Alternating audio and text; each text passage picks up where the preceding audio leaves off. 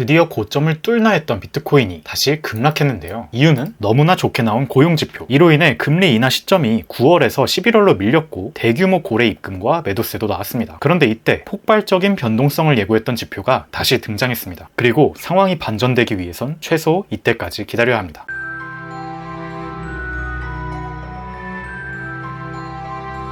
고점 돌파를 목전에 뒀던 비트코인이 급락했습니다. 강력했던 ETF 순이입세조차 하락을 막지 못했는데요. 이로 인해 알트코인들은 더 크게 하락했죠. 저는 개인적으로 이때 비트코인은 너무나 상승하고 싶었는데 지표 발표가 너무 극단적으로 나왔기 때문에 어쩔 수 없이 못 올리고 다시 내려왔다 라고 보는 입장이고, 따라서 분위기는 언제든지 다시 상승 쪽으로 반전될 수가 있다고 생각합니다. 오늘은 그러한 이유들을 말씀드려 보겠습니다.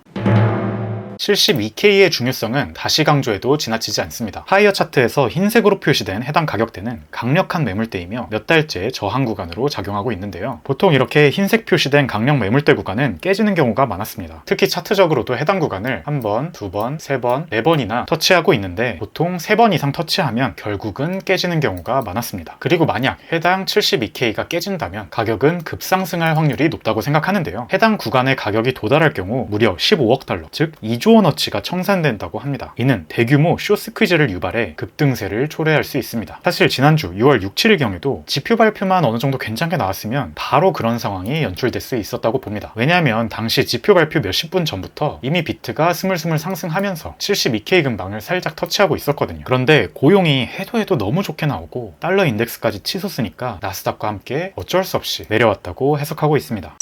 분위기 반전은 언제쯤 일어날 수 있을까? 저는 다가오는 수요일과 목요일이 1차적인 반전 가능 시점이라고 생각합니다. 코인 투자 8년 차인 제가 보기에도 올해의 비트코인은 예전보다 경제지표 발표의 영향을 훨씬 더 많이 받고 있습니다. 아마 ETF 출시 이후 전통 금융권의 자산이 들어오다 보니 그러한 것 같습니다. 그러다 보니 단순히 차트에만 100% 의존하기보다는 이러한 부분들을 인정하고 함께 고려하는 자세가 필요하다고 생각하고요. 무엇보다 이번에 차트적으로 좋았는데 급락했던 원인도 지표 발표였다고 보는 만큼 분위기의 반전 또한 지표가 경기 둔화 쪽으로 나와주는 모습이 필요하다고 봅니다. 수요일과 목요일에는 주요 지표 발표들이 몰려있기 때문에 1차적으로 그때 다시 한번 무빙이 나올 수 있겠다 생각할 수 있겠죠. 만약 이때 지표가 경기 둔화 쪽으로 발표되지 않는다면 그 다음 경기 지표 발표까지 분위기의 반전은 뒤로 연기될 수도 있겠다라고도 생각할 수 있겠습니다.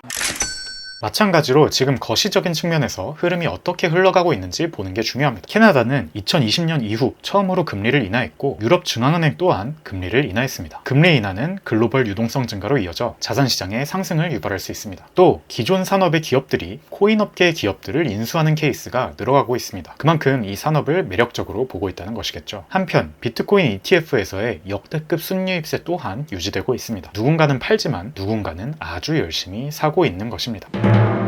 CDD라는 지표를 보면 우리는 곧 큰 무빙이 나올 거라고 예상할 수 있는데요. 과거에는 이 지표가 튀면 보통 위든 아래든 큰 움직임이 나왔습니다. 보시면 매우 높은 확률로 빨간색 화살표 표시한 부분에, 즉 CDD라는 지표가 튄 부분에서는 단기 흐름에 저점이 나온 경우가 매우 많았죠. 지금도 이 CDD가 역대급으로 튀었습니다. 추가적으로 거래소 내 비트코인 보유량 차트를 보시면 현재 수준은 지난 2023년 1월 대상승장이 시작되기 직전의 수준보다도 훨씬 낮은 것을 알 수 있습니다. 한편 고래들은 지난 한 달간 10조 원 규모의 비트코인을 매수 및 출금한 것으로 추정됩니다. 즉 매수세가 들어오기 시작하면 폭발적인 상승을 할 환경이 갖추어지고 있습니다. 정리하면 일단 무빙이 터지면 그 폭발력은 매우 클 것이라는 점을 추정할 수 있겠습니다.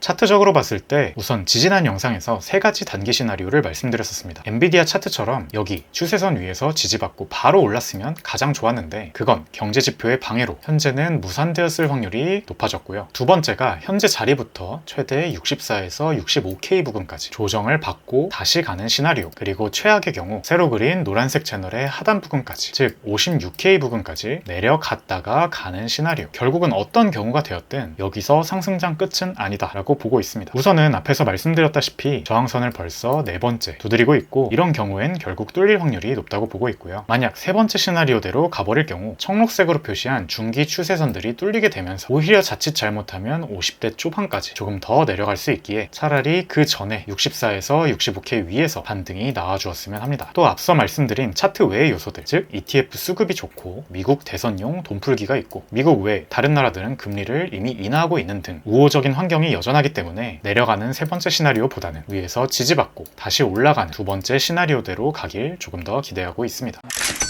정리하면 당장 단기적으로는 경기 둔화 지표들이 나오면서 올라갔던 달러 인덱스가 조금 내려오는 게 중요하다. 지표 발표를 기다려보자. 그러나 큰 흐름에서 주요 국가들의 금리는 인하되고 있고 비트코인 시장을 매력적으로 느껴 진입하는 전통 기업과 금융권의 자금은 꾸준히 유입되고 있다. 그러니 중장기적인 상승장 관점을 유지하자는 것입니다. 또 온체인 데이터는 곧 큰 무빙이 나올 것임을 예고하고 있다는 점까지 전달드렸습니다. 저의 실시간 관점들과 유의미한 뉴스들은 무료 텔레그램방을 통해서 공유드리고 있고 입장 링크는 고정 댓글에 남겨둘 테니 많이 들어와 주시면 감사하겠습니다. 이왕 글 올리는 거 많은 분들이 봐주셨으면 좋겠네요. 댓글과 좋아요도 많이 달아주시면 영상 제작에 힘이 됩니다. 직두였습니다. 감사합니다.